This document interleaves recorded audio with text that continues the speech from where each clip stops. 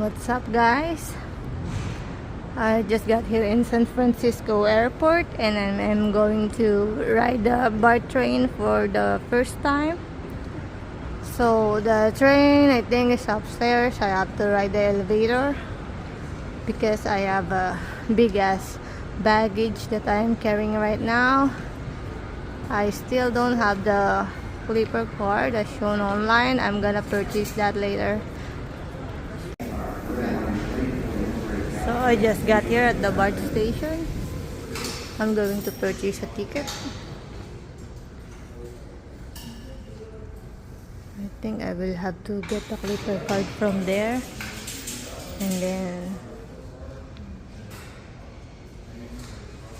the numbers, we're gonna wait for the train are there, and the lines, I think it's either red or yellow.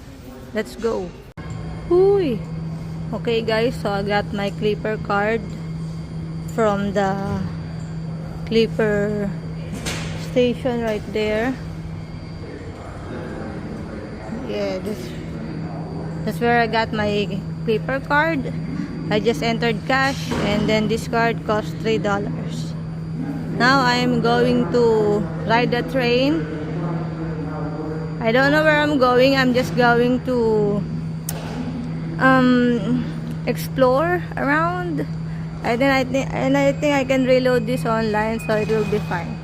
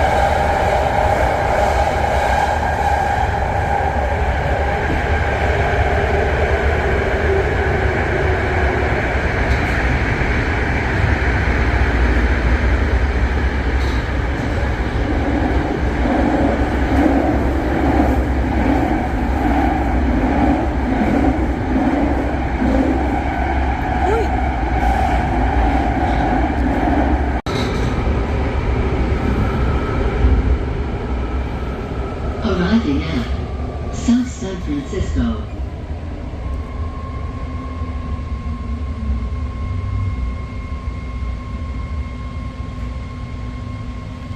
So dark. Uy. Now boarding at South. Okay guys, so I have successfully exited the BART station. Now I have to look for my bus. I don't know where do I go to my bus, but I think my bus is right there. So I think I have to walk up the ramp to go on that side of the road. Woo!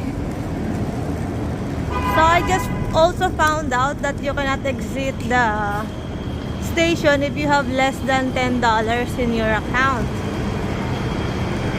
Anyway, that's my bus. I'm going to go there. Woo!